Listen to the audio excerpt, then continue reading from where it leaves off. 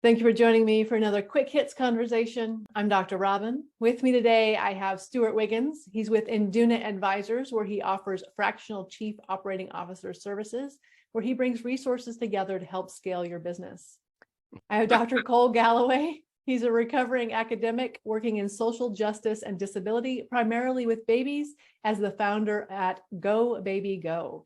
And I have Kevin Wash. He's a coach, mentor, author, trainer, and speaker, running a consultancy business specializing in sales for international property development based in Spain. The question that Cole suggested today: how important is happiness at work? Cole, your topic, floor is yours. Yes, I think happiness is very important in work because work is part of life. And although some of us have to compartmentalize our work person and our life person, and sometimes there's more than just a legal veil between work and life, I think that people, when they stop and think about their companies and their leadership, or if they're employee and their employer, they would like to be authentic, and they'd like to be balanced, and they'd like to be happy. And I think that the research on productivity and whatever your metric is for work, whether it's efficiency, which I don't think is a great one, or impact on the world, I think happiness is something that we should be talking a little bit more about in the work. I think happiness is very important in the workplace, but I think you can almost break it down. There's layers in there. For example, who is responsible for my happiness? Is it my employer? Am I responsible for my employees' happiness? What makes them happy? Do I treat it on a blanket basis and give them all free cups of coffee and free Coca-Cola every hour and free biscuits? Or do I talk to them as individuals and I treat them with respect and pay them well and treat them fairly? Where does happiness align with that? What is more important? So I think there's several layers to it, but I do believe that if you're happy in your work, your productivity will increase. There's no doubt about that. And there's so many great quotes about if you love what you're doing, you're never going to work. And if you love what you're doing, that would tell me that you're happy with it. I spent a lot of time living and working in South Africa, and there's a lot of people there that have got no reason to be happy in their work. But the one thing that the overriding takeaway for me was passion. They would all look for their passion. And if they found their passion, that was their reason to go to work every day. The passion was what drove them. That's what made them better. Did that make them happy? I don't know, but they were passionate about them. So I would imagine they were probably happy with what they were doing. I agree with everything everybody said, so it's hard to add anything of real relevance. But to me, the operating question is, what is happiness? Is happiness the paycheck that you get? Is that how you equate happiness? Is happiness the people that you work with on a daily basis? Is happiness lack of conflict at work? It's a matter of defining what happiness is. But at the end of the day, you're responsible for your happiness in your job. And it doesn't matter who you work for and what you do. If you work for somebody and they make your life miserable by giving you intolerable assignments, or they're constantly berating you, then by no definition is that happiness. And you should be able to move on to something else. I think you see that a lot now with people are less inclined to stay in a current role for more than 5 or 6 years before they move on. That's a long time. It is a long time. Because they're constantly searching for this holy grail. I don't know what that holy grail is. Mm-hmm. So when I thought about this question, I went back to when I worked in the corporate space before I had any education. When I was playing volleyball competitively, I literally would say, I don't have a career. I have a job that pays for my life. And so I wasn't looking for a whole lot from work. I just wanted it to pay for my life. I wanted to play volleyball and whatever. So for me, happiness was, don't actively make me unhappy. Don't make the condition crazy where you're giving me different instructions. I can't meet your needs. You're not happy with me. Just don't make me unhappy. And that was enough for me when I had that kind of job. I just want to ask you, Robyn, did you own that though? Yeah. I was very, very clear that I have a job that pays for my life. I don't have a career. I'm not trying to go somewhere. I just want my bills to be paid. I want to show up to work. I want to do my job. I want to do it really, really well. I was even on call, which that was fine. I'll be on call when I'm expected to be on call, but just don't actively make me unhappy. That was my only ask of my job. And they couldn't do that.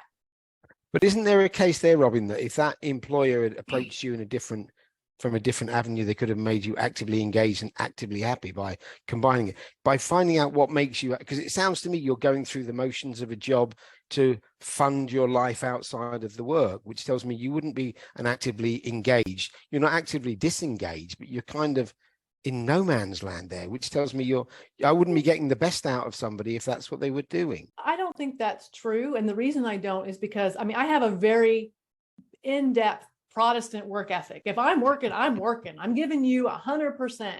So if I'm there, I'm going to be engaged. So I don't think I was disengaged from my job, but I also, like, if they brought in pizza, I wasn't going to eat that. I was an athlete. I wasn't eating that kind of food. So that kind of stuff, that stuff didn't matter to me. What mattered to me, pay me fairly, treat me fairly, give me the information I need to do a good job, and then don't fuss at me about ridiculous things.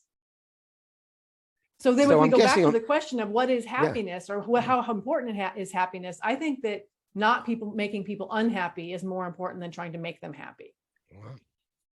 I'm curious, is there a correlation between age, your chronological age, in your career, and what you defined as happiness?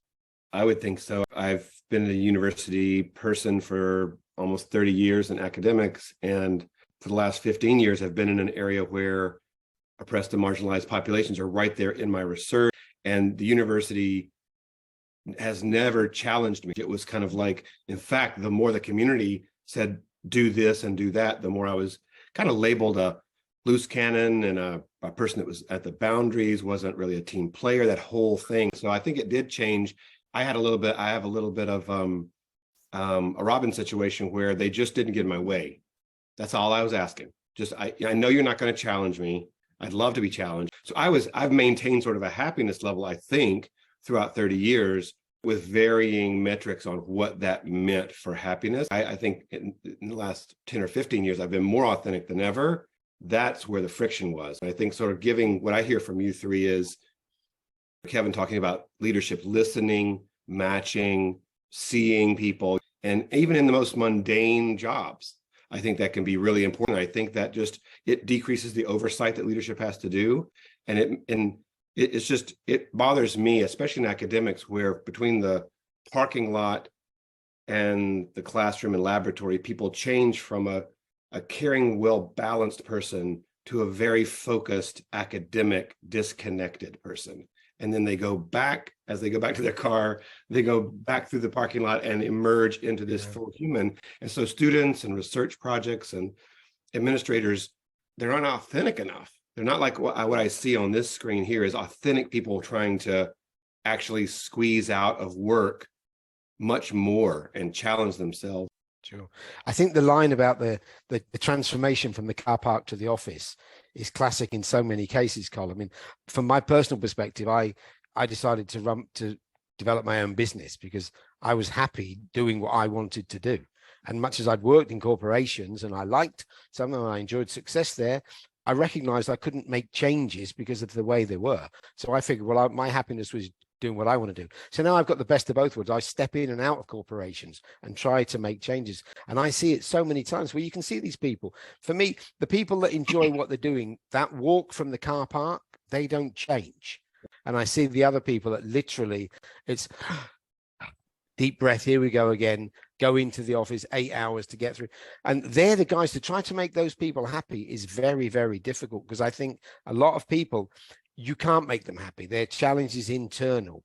Which is why I asked the question about age, because I think that sometimes people reach an age, maybe in their mid-40s, maybe their 50s, where they haven't actualized what they thought they would be. And then so their definition of happiness is different. So you're right.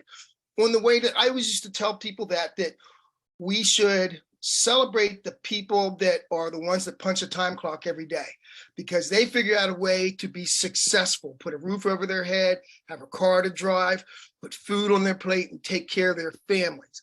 Whereas people in leadership roles, they have different definitions of what happiness is, or they're reaching for that next rung so that they can say, I made it. There's a lot of layers to this onion of what is happiness. Well, and that is where we're going to have to leave it, because that is our 10 minutes. So I Wow. appreciate you guys having this conversation with me. I do think this is super nuanced and very individual. And I don't think anyone can go in and say, I can make everyone happy at work. I don't think that's a thing. I So thank agree you with so that. much. And I look forward to speaking to you each again really soon.